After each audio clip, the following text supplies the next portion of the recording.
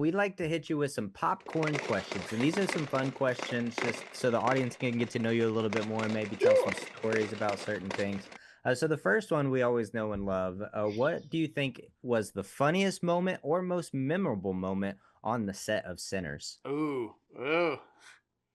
The funniest, most memorable moment, I think,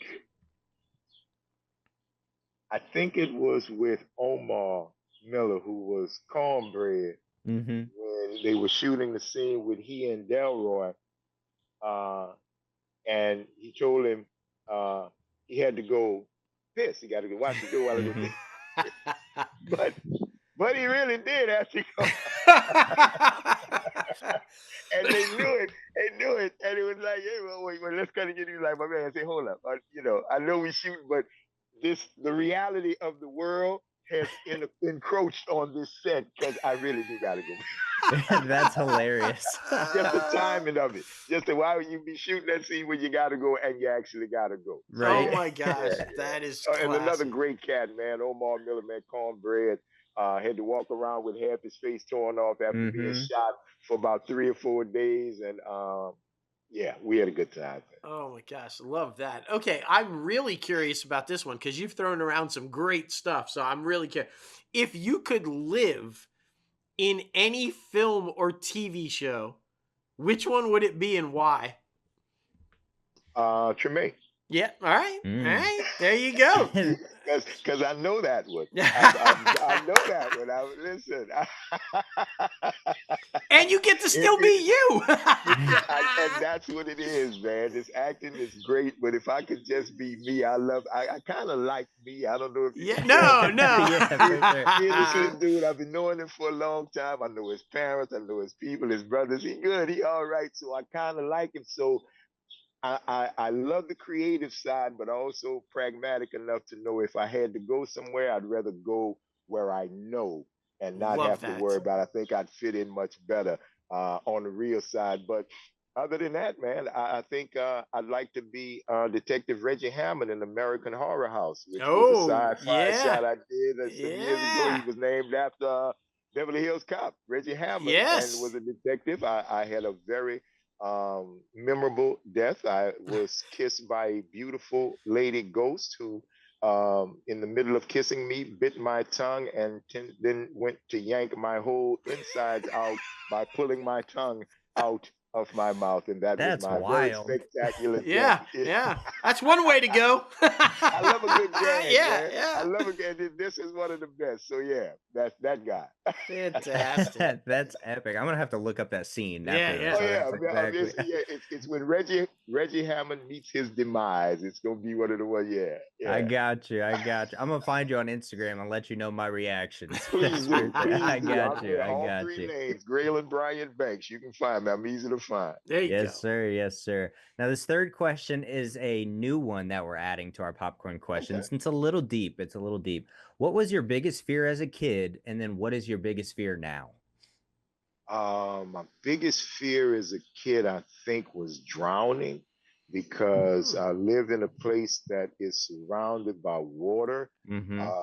and bayous and lakes and rivers and everything. And I, growing up, knew a couple of people who lost their lives in water. And I learned to swim. Mm-hmm. I'm not Olympic level by any stretch, but I think I can save my own life There you There if we go. that go. came down to it, which is the most important part. But my fear for today is tomorrow, Mm. Mm. um, because I've got grandkids. Shouts out to Hill Haru, Onyx, Ryan Soul, and Sunny Ray, all Hamiltons, who are Beautiful. hanging out right now down in Costa Rica. Hola. I love that. They are, I want my world for them, although I know it's impossible to have all the things that I have, but I want them to have my world in the sense of freedom. I want them to still Mm. be able to think. I don't want them to live under any type of royal edict. I don't believe that. I was raised when we were still teaching civics in class in the three branches, and checks and balances, and we broke away from England because of King George and not being here. We didn't like kings, and I think after being raised on 200 and some years of democracy, it's going to be very difficult to get these folks to adapt to anything like that, and it's even more difficult for me as a New Orleanian, because as you may or may not know, New Orleans is older than the United States of America. That's right. Right? We turned 300. Y'all don't turn 300 until 76. That's right? right. We already turned 300. So all y'all illegal aliens to us, but we not bad. That's right. That's right. You can just come on in, you just come on in. But that it would be if I had a fear, and I don't do a lot with fear. I usually try to see if you're moving forward and you're active and you're doing something, you will allay whatever fears you have. Either that or you won't have enough time to be afraid. So Love that. That would be it if I had to think about something, because the stresses of the world and the pressures that are going to be visited upon those kids right now at 5, 3, and less than a year, I can't even imagine. So I'm hoping and praying that there will be some semblance of the world kind of like I knew it, as far as their ability just to be. Not to be anything, but their ability just to be. That man, that is deep, and that is solid. Like that, I love that. I love that answer. We're gonna stay deep a little bit, because you've had, like you said, this amazing life and these amazing careers and all of these things, and how you've pulled it all together. So I'm real curious about this one.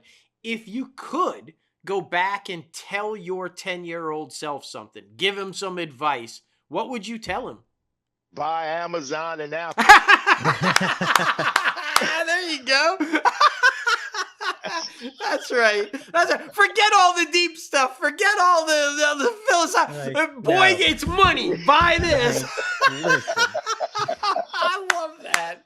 That's what I tell him. But I don't. What would I tell my 10-year-old self? That little dude was kind of hit his time. I don't know if I would tell. I would probably ask him some questions. Oh, I love that. Because I think adults tend to civilize the honesty out of children, because children are naturally honest. If somebody's big, kids are going to say, wow, look at that fat guy. It's not that they're trying to. And again, please don't write me calls and letters if you're big. I'm big too.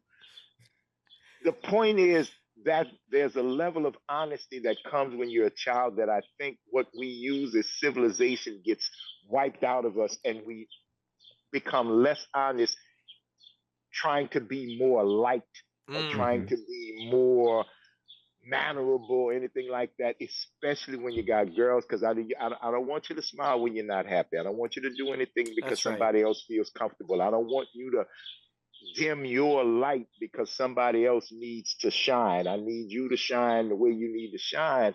And I would ask him, how do you see it right now? What do you see is going on right now? You good? How's life? And I think from a 10-year-old perspective, I was a pretty insightful kid. And he might be able to give me some things that I could act on now as a grown man that I wish I would have paid more attention to, or given more weight at the time when I was 10. So yeah, I'd ask him some questions. Love that. Yeah, for sure. Yeah, because I think we also have a mental health podcast that we do, and we talk about, going back to the younger versions of ourselves, different aspects of either being more brave than we are now, or being, like you're talking about, more honest just about everything in life, because sometimes we do spend too much time living in the clouds, or sometimes we spend too much time living in the dumps. That's but right. That child only sees what's in front of them and how to take that step forward. So as adults, you almost wish you can have that childhood strength to continue moving forward. That's what it is. Strength. Because it's the strength of honesty. See, nowadays you get pilloried. Nowadays, if you tell somebody something that they don't like, because they don't like it, then all of a sudden you become something. Yeah. I have to objectize you and make you into something because you told me something that I disagreed with or didn't like. When as a kid, you say how you feel. You didn't try to hurt the fat man's feelings when you call him fat. You just saw a fat guy and you just call him fat. And then you learn, okay, I might not want to call him fat, but that does not make him any smaller. Right, right, That's exactly. right. That's That right. doesn't make him any smaller. No, Even that I'm learning how to say it in a more acceptable way, right. I'm still seeing the reality that I'm seeing. And at 10 years old, I wasn't afraid to point out that reality. Later on in life, you're a bit reticent about saying that what is what is. That's The right. emperor don't have no clothes on. The Yeah, emperor's right. naked. The emperor's naked. You need a 10-year-old. Yeah. You need a 10-year-old. Hey man, that dude's naked. Exactly, right. exactly. That is not the finest cloth of them all, okay? You are Not. butt ass naked. You are naked. That And is so what funny. we see in your nakedness is disgusting. That's Please, right. please. Please That is cover so up. funny. Oh my Please cover goodness. up. Yes. Well, we got a fifth and final one for you. Are you Yes, sir. happy with your career so far? Oh, ecstatic. Seeing I'll put it to you this way. You don't know how happy I am to have a career Mm-hmm. doing something that I never even thought. Dude, I'm from New Orleans. I got people who have been musicians and actors and stage people for years. I got 55 films and television shows in 20 years, from Katrina to right now, which will be 20 years later this year in August. But I've passed people who have been doing this for 20 years, 30 years, 40 years, have been in it.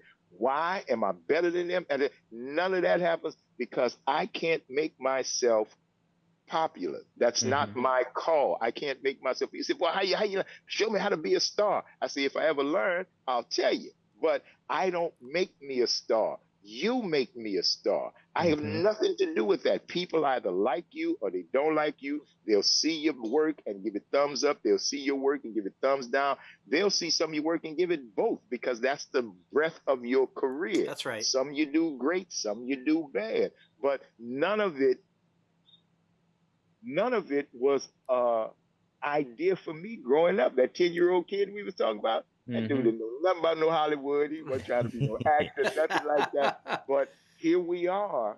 And I'm on this podcast. I'm talking to the crazy ant people. And here That's we go. right. What do you mean, man? That's right. But I cannot ask for, I didn't ask for this, so I'm ecstatic that it has become what it has become. Because as I say, sometimes your destiny finds you. And I think in this case, that's what happened.